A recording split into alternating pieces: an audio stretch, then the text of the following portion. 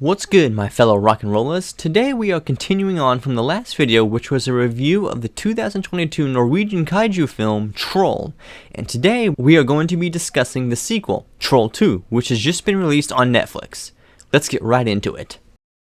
Brief recap on my thoughts on the first one. You can go watch my previous video if you want to know my more in-depth thoughts, but the quick version here is, I liked it.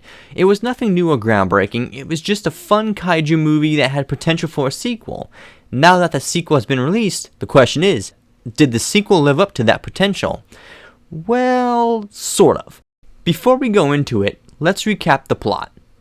When a giant troll emerges from the mountain, Nora Tiedemann, Andres Isakan, and Christopher Holm reunite to deal with it while befriending another giant troll who helps to fight the other troll.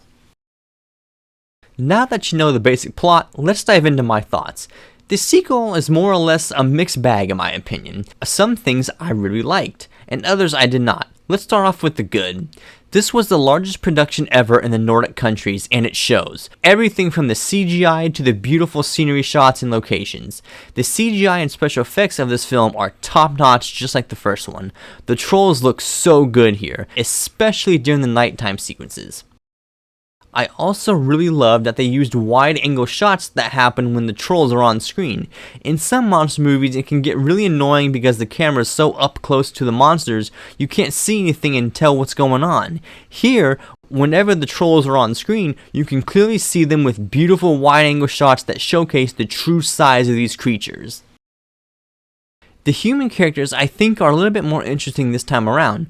Almost every character that was in the first film is back this time around, and in the first film we didn't really get much in terms of character development with the main human cast aside from Nora, our main character. Here it seems each character got an upgrade in terms of development, which was nice to see. Each of the three main leads, being Nora, Andres, and Chris, are given more to do here and more to wrestle with in terms of what the characters are going through. That was nice to see. Especially Andres, he was definitely the standout of the three with arguably the best scene in the entire movie. Another plus I didn't see coming was the sense of adventure this film had. Towards the second half, it really started to feel like an Indiana Jones National Treasure-esque adventure film with beautiful and ancient locations and hidden artifacts. That was really cool to see. If you watched my review of the first Troll movie, you'd remember that one of my main criticisms was that we didn't learn enough about the relationship between the trolls and Christianity, and how I wanted the sequel to talk more about it, and they did. Literally, the opening scene talks about that relationship, so that criticism was checked off and fixed right away. That also ties into the adventure point I previously made. It was nice to see the history of the country tied into the myths and legends surrounding the trolls. And speaking of trolls, we do get more of them here, in good and bad ways. This time around we got two trolls, and both of them have positives and negatives. Let's start off with the first one we meet in the film, and his name is Jotun, or Megatroll. He's the one on the right with the beard. He's primarily the main bad troll, if you want to call him that. When we are first introduced to him, it's in a scene that is clearly inspired by the scene in the first Transformers movie where the characters are introduced to Megatron frozen in the ice for the first time. See why they call him Megatroll?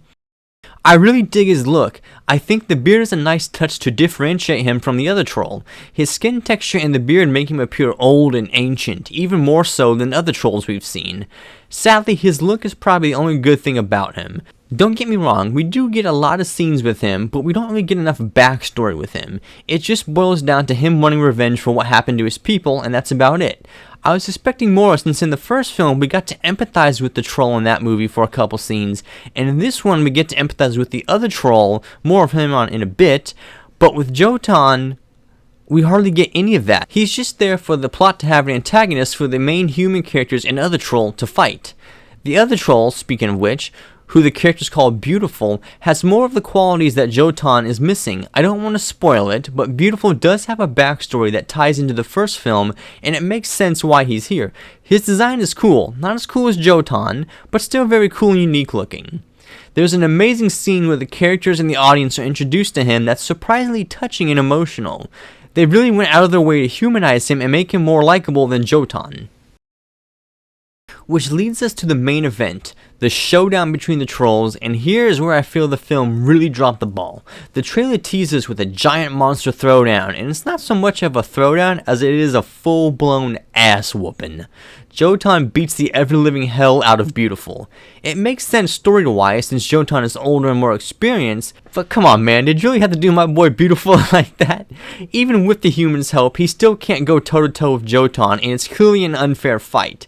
When they first meet each other, around halfway into the movie, there really isn't a fight, which I found disappointing, but during the final fight, there is an actual come to blows.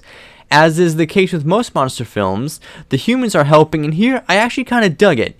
It's your basic humans stand together to save their home cliche, but here I think it works a bit more than most. In the first movie, the humans couldn't really do any damage to the trolls, but here they found a way to make the humans seem useful and actually give them a fighting chance against Jotan. That's really the biggest thing I disliked. I feel the film dropped the ball on the main attraction people wanted to see, and that was the troll showdown. Don't get me wrong, it's still a good movie, but a bit of a letdown to what I was anticipating. I like the first film a bit more, but this one has some redeeming qualities, mainly with the humans. It's funny because it's almost as if the qualities flipped from film to film. In the first one, I was more interested in the trolls and didn't care for the humans that much, but in the second one, I liked the humans more and thought the trolls were okay-ish. I won't spoil the ending, but it does set up for a third of movie, and even though I thought the second one was let down, I would still be excited for a third film if it got greenlit and if they made it. There's so much potential here for what they could do.